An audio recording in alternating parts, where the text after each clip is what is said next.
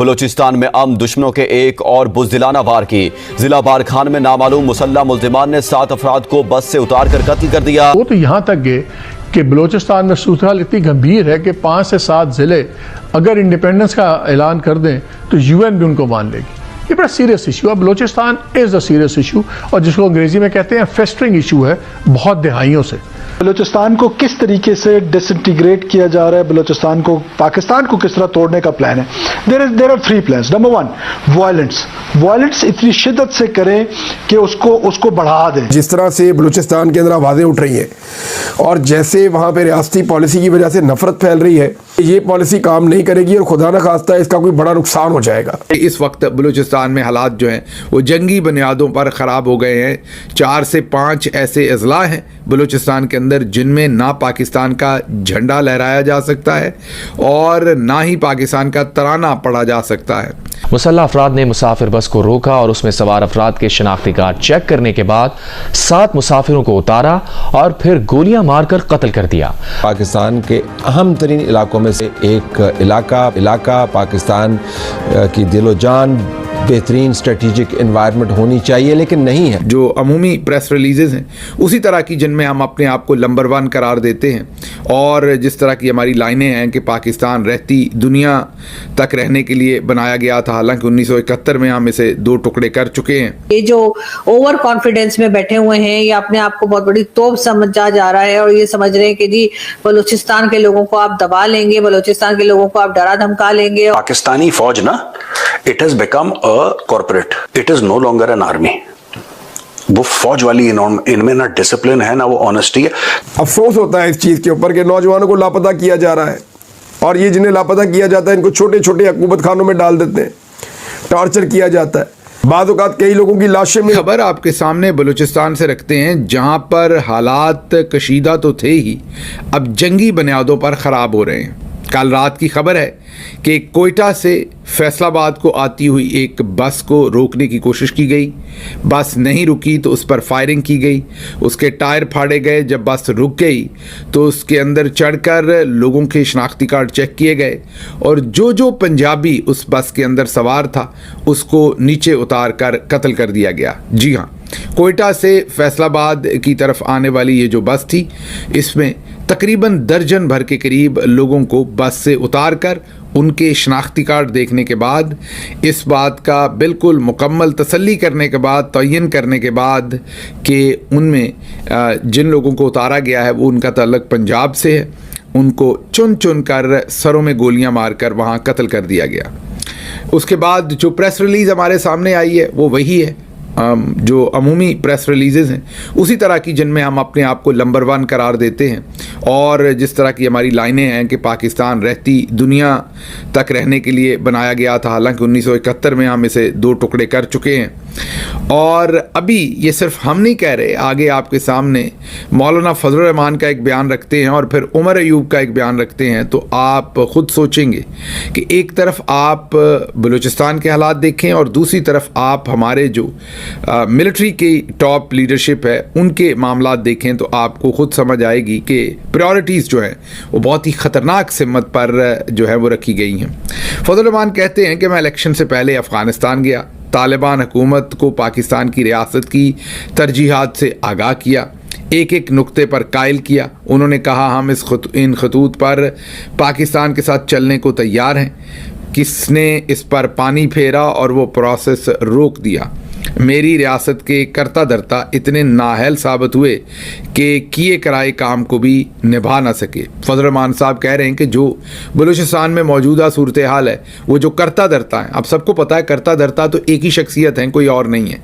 पाकिस्तान के अंदर इस वक्त अमली तौर पर मार्शाल्लाह है और डिक्टेटर जो हैं वो army chief general Asim Munir तमगा इम्तियाज़ मिलिट्री हैं और उन्हीं के पास तमाम का तमाम इख्तियार है, उन्हीं के पास तमाम का तमाम कंट्रोल है। तो इसका मतलब ये हुआ कि फजलुर रहमान जो है वो डायरेक्टली मिलिट्री चीफ जो है जनरल आसिम मुनीर तमगा इम्तियाज़ मिलिट्री, उनको वो कसूरवार ठहरा रहे हैं जो कुछ भी अफ़गानिस्तान के साथ मामलात में हो रहा है।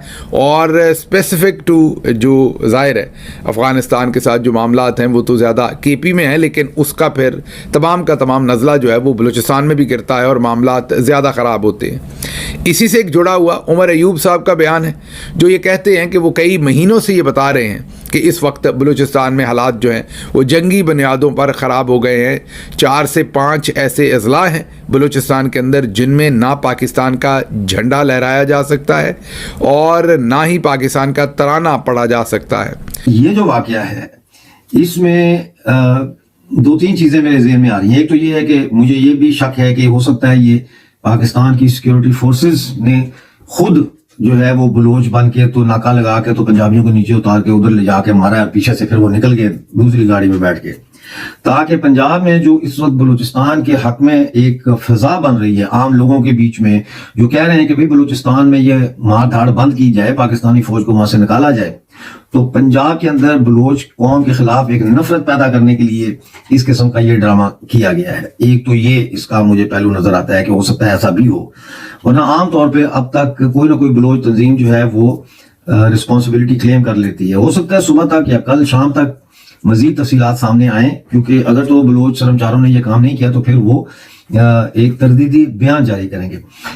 इस वक्त बलूचिस्तान में जो एफसी की और पुलिस की चौकियां हैं वो बीएलएफ और बीएलए की जद में है। ये चौकी पे जाते हैं, दूर से ऐलान करते हैं कि भाई हम बीएलए से हैं या बीएलएफ से हैं और आप लोग हथियार डाल के बाहर आ जाएं, आपको कुछ नहीं कहा जाएगा, वार्निंग देते हैं बकायदा।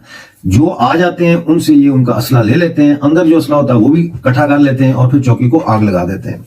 उनको ये छोड़ देते हैं, सिपाहियों को ये कह के छोड़ देते हैं कि भाई आप हमारे वतन में आए हैं गैर कानूनी तरीके से, हम आपको मारते नहीं हैं, आप भी बीवी बच्चों वाले हैं, जाएं अपने घर में और अपने बड़ों को ये कह दें कि हमने यहाँ पे बलूचिस्तान में जाके जो है ये खून की होली जो है ये होली नहीं खेलनी।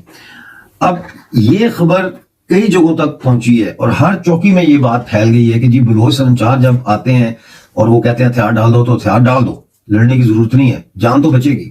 इसी वजह से परसों 20 जो एफसी के जवान हैं उनको बरतरफ किया गया महकमे से, एक डिप्टी कमिश्नर को भी बरतरफ किया। नमस्कार दोस्तों, स्वागत है आप लोग का हिंदुस्तान स्पेशल के एक और नए वीडियो में। दोस्तों जो खबरें आ रही हैं वो पाकिस्तान के लिए अच्छी नहीं है। दोस्तों दरअसल खबर ये है कि बीएलए ने जो है वो पाकिस्तान बलूचिस्तान में जो है उसके 4 जिलों पे जो है वो कब्जा कर लिया है और इस कब्जे का ऐलान उन्होंने खुद इस कब्जे का ऐलान भी किया है, जिससे देखिए पूरी पाकिस्तानी मीडिया और पाकिस्तानी एंकर जो हैं वो बहुत ज़्यादा सदमे में है, क्योंकि किसी भी देश के 5 जिलों पे इस तरीके से जो है वो कब्जा करना ये दिखाता है कि पाकिस्तान की आर्मी कहाँ पे है।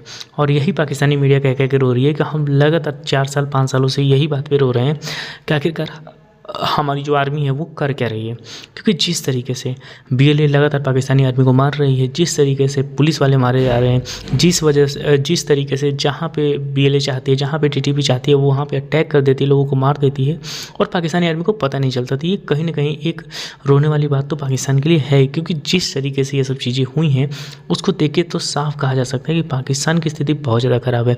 और पाकिस्तान की आर्मी अभी आपने देखा होगा कि अभी 2 से 3 दिन पहले ही आसिम मुनीर जो है वो मीडिया में आकर बहुत बड़ी धमकी देने की कोशिश कर रहा था, भारत को तनकीद कर रहा था, वहाँ पे उसने अफ़गानिस्तान को भी टारगेट किया। लेकिन जब बात आती है मैदान में काम करने की, तब पाकिस्तान का आर्मी चीफ और पाकिस्तान की आर्मी पूरी तरीके से पीछे हट जाती है।